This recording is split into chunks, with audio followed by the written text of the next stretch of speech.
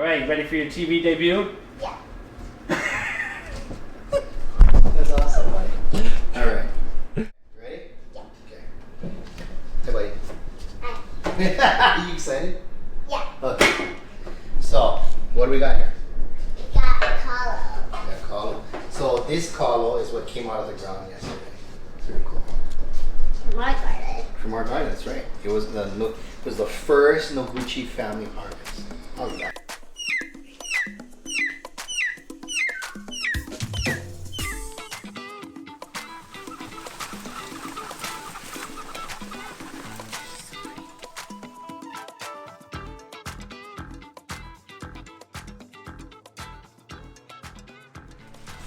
People always ask, how can I farm? What can I do?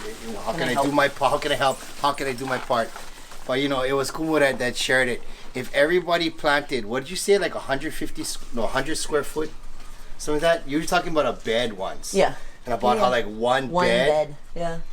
And what's the average size of it? What, like 3 by 10, 30 feet? So like a 30 square foot bed, you can grow enough to feed your entire family. Yeah. This guy right here, what's it, 6, 12, 18, 24. 24 feet long by 3 feet wide. Yeah. This is enough 75. harvest. Oh. I mean, it's gonna go to like 5 different places. Yeah.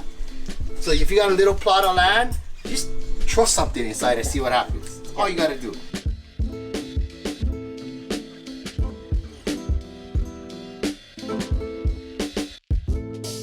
At this point, we can, we'll show you how we clean off the roots, get it set, so that trim it down to huli to be replanted. And then we're gonna start to separate all the leaf by varietals. So we can cook each variety down and see what it tastes like.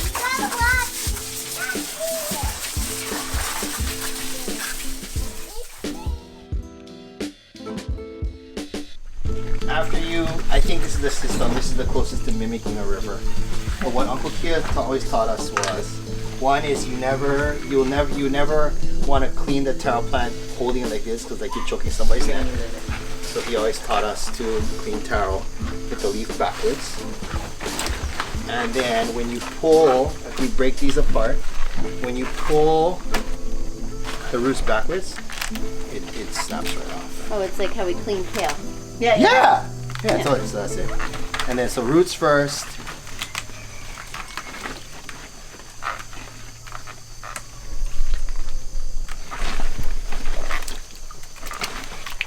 And then Second one? can I borrow your pot here? Yeah, let's give it a quick dunk last.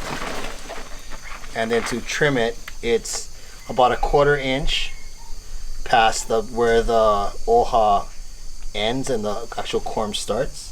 So I stick my knife in, turn it down, 45 degrees or 9 degrees, snap it off.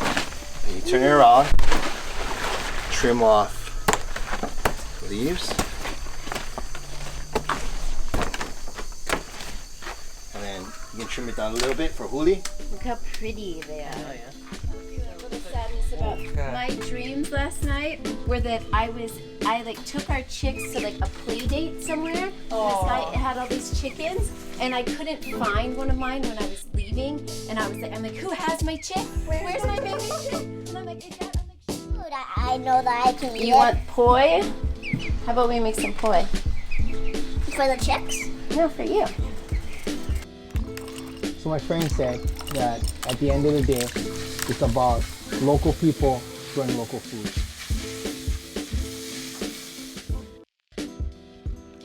So now that we're ready to get going, wanted to get a pot ripping hot first, and we don't have a meal plan. I wouldn't say we do like a one weekly shopping. We're constantly sticking our head in our cabinets and our freezers on what we have, and then we sort of kind of supplement it along the way. But we don't got beef, we don't got potato, but we got deer and we got taro, so we're good. And it's all a guideline, right? That's something that we talk about a lot, is that recipes are just a guideline. Once you understand how the recipe works, you can change it, you know? Deer is a protein just like beef, so it's perfectly fine. Taro is a starch, just like a potato. Perfectly fine. I got my seasoned beer. Quan is, that's the flavor. That's the Quan, the secret juice. Taste everything. Taste it. But cooking is about using all your senses. It is about looking at your product, smelling your product, tasting your product, even listening to your product. What would happen?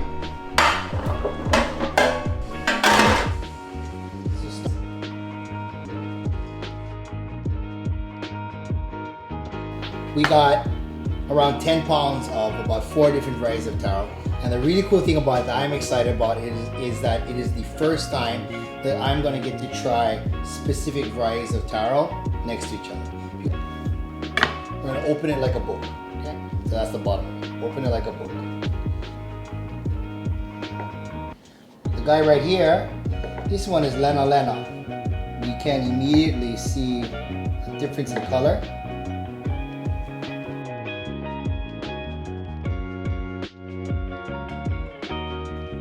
Carrots, kalo, squash. So she's been cooking for close to an hour. Let's see how she looks. There you go. Also make some bread. What else could we do with kalo? We could pound it up to make truffles. Oh yeah, truffles? Yeah, okay. Why do you think it's important to share? Because sharing's caring, and you're caring about your family. Caring about your family, yeah. Sort of how the Hawaiians view kalo as a family member too, yeah? Yeah. Good job. Good job. In fact. Love you.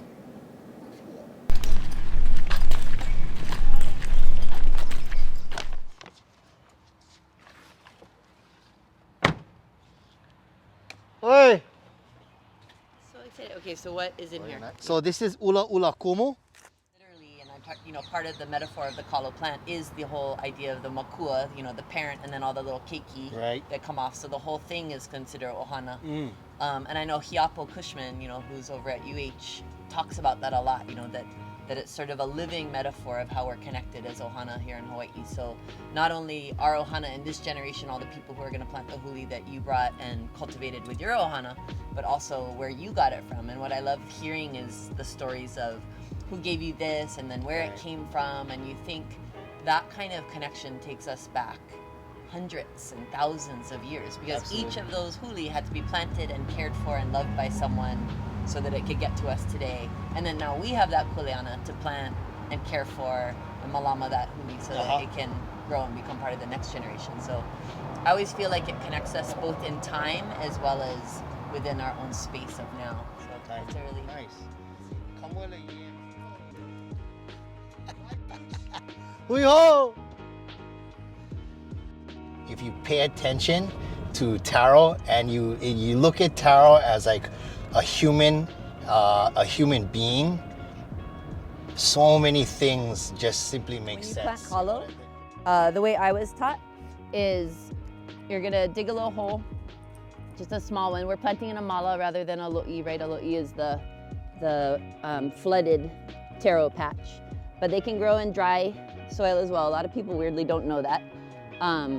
But you just make a little impression, and then what I learned is that you make a space that's from your fingertip to your elbow, right? And then that's about how far apart they want to be. And you can just do that in a little triangular pattern all the way through your whole bed. So the kids have been studying all the different moon cycles, so they'll understand and appreciate why we wait. And then the other thing that's so interesting is, not only is it about the moon cycle, but it's also about what the kalo needs. So like we were talking about how 3 or 4 days ago it was a good night of the moon to be planting the kalo, but then we had just pulled the kalo that day and it wasn't ready yet. Right. Yeah. So that idea that you have to sort of respect both the sort of natural cycle that's going on around you as well as the cycle of what the plant needs and what the plant sort of is asking for at any one point. So finding that balance of needs and sort of opportunities is another good lesson. That's why. I always think from the garden. Okay. No, I didn't get to hold the worm. Go feed it to the other chicks then. See if it goes. They do like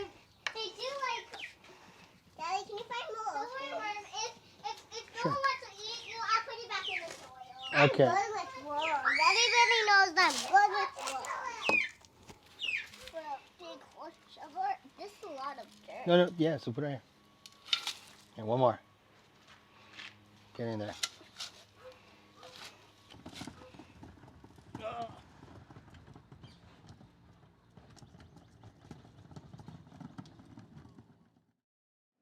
Mahalo for spending your Friday with us, hanging out inside the Noguchi house. I'll see you soon.